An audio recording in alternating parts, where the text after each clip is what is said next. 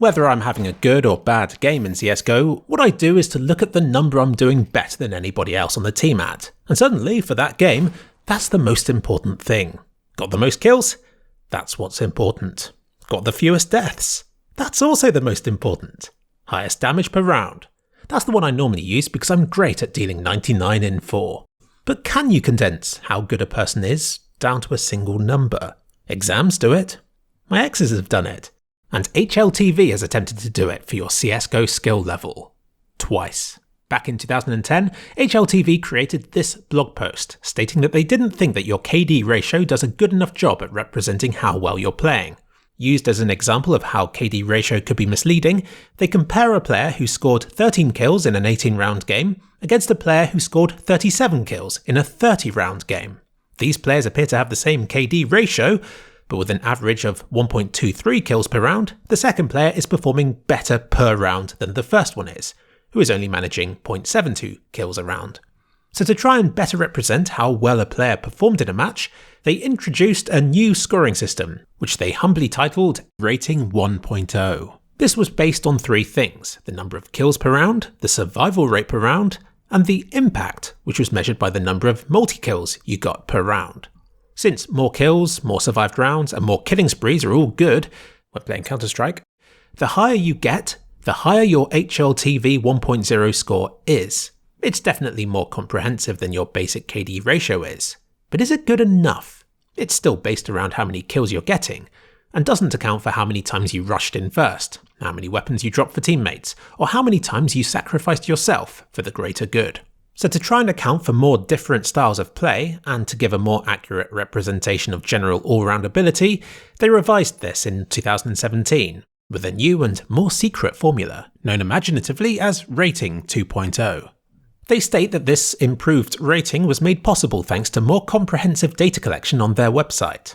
They introduced ADR in early 2016, which takes into account the average damage per round. And then there's the KAST rating, which calculates the percentage of rounds with a kill, assist, survival, or traded death.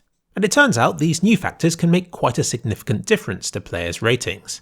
They've got a few examples of this on the blog post. FNX's rating increases by 0.31, with him going from the bottom of his team to being the second best. That's a big difference. Another they show is Xyp9x's performance in a close game against Virtus.pro. You can tell this is old. Although the old rating still put him top of his team, they didn't think it represented how well he played, while Rating 2.0 on the other hand puts him well above everybody else in the match. They think he deserved this thanks to his 1v3 clutch, his 4 opening kills, and a map-high ADR and KAST, which happen to be the 2 new stats that Rating 2.0 accounts for. I'm not going to discuss how accurate I think these particular examples are. I'm sure that HLTV is in a much better position to judge them than I am, so I suggest that you check out the blog post and match replay if you'd like to know more.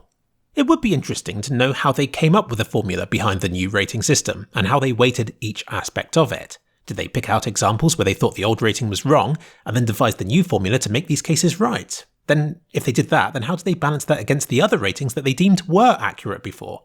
Was all this done methodically, or was there a whole lot of botching and random numbers thrown in? Maybe we'll never know. They do mention that the average rating will be 1, but the example matches they show clearly don't average out at 1, so maybe average doesn't refer to the end rating, but just to the individual components that make it up, based upon what the average of them was across HLTV's site as a whole at that time. Something about this still doesn't add up to me, but that can be a problem for somebody else. So while HLTV has been a bit secretive about its construction, but one thing we can know is the resulting formula. HLTV 2.0's exact figures haven't been revealed by the company, but a smart man over on flashed.gg, known only as Dave, believes he has cracked the code. I'll let you check out his blog post for yourself if you'd like to know the specifics, but in short he says that HLTV did a pretty terrible job of keeping the ratings formula a secret, since they openly revealed the new variables they account for, so all he had to do was to find the exact weighting of each of these 5 variables, and he'd be able to replicate the HLTV 2.0 formula. And it seems he's managed it, as his calculations are never more than 0.01 off HLTV's rating, which he puts down to it changing its weighting depending on whether the player is on the T or CT side. So let's take a quick look at the numbers, just out of curiosity. Getting more kills per round improves your score, which you'd expect. Dying a lot will greatly reduce your score. It appears that staying alive might be more important than getting an extra kill. But, as you'll soon discover, it might not be as simple as that, since several parts of the rating can increase with each and every shot that you fire that connects with an enemy. In fact, the rest of the figures here are a lot more difficult to draw conclusions about, because on the surface, since KAST is multiplied by a smaller number, you might think that it's less important, but bear in mind that the KAST number itself is a percentage rather than a figure. So getting a KAST of 50% is about equal in rating to 1 kill per round, but it's not as simple as that since KAST itself is an umbrella term, partly consisting of the number of kills you've dealt. It's an abstract term, and I think the conclusions we can reach from this analysis are limited in their meaning. ADR is interesting though, since it requires 100 damage to kill somebody. Managing that every round would make this rating 0.32, which is just a bit less important than the 0.36 that you would get from a kill every round. I guess it makes sense that damaging an enemy is less valuable than killing them, but remember that one complements the other, so these two ratings aren't mutually exclusive. And on top of all of this, the impact rating itself comprises of another calculation, which also factors in kills and assists per round. So in just one shot, you could increase the value of several parts of the HLTV 2.0 formula. Let's face it shouldn't come as a surprise that a rating system for a game about shooting people comprises of lots of overlapping measurements based around how much you've shot people. I'm not going to overthink this. Knowing what goes into the formula isn't what we should be obsessing about. Much like the meaning of life, perhaps it's the question leading to it that's more important. So let's ask, does the new rating better represent a player's skill level than the older methods did?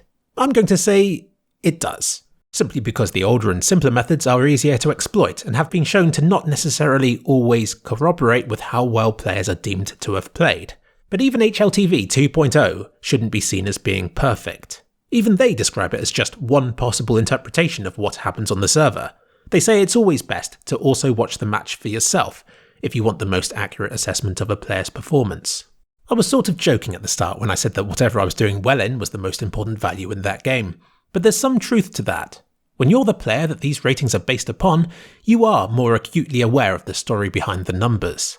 That 45 damage you did last round doesn't look very impressive, but if you also managed to delay the plant by a few seconds, or gained your teammates some valuable information that helped them to win the round, or you dropped a weapon that was then used to turn the tide of the battle, suddenly that 45 damage that you managed with a skillful pistol shot in an eco round could be seen just as a bonus extra, instead of what your performance that round should be based upon. And even rating 2.0 can't factor in all that.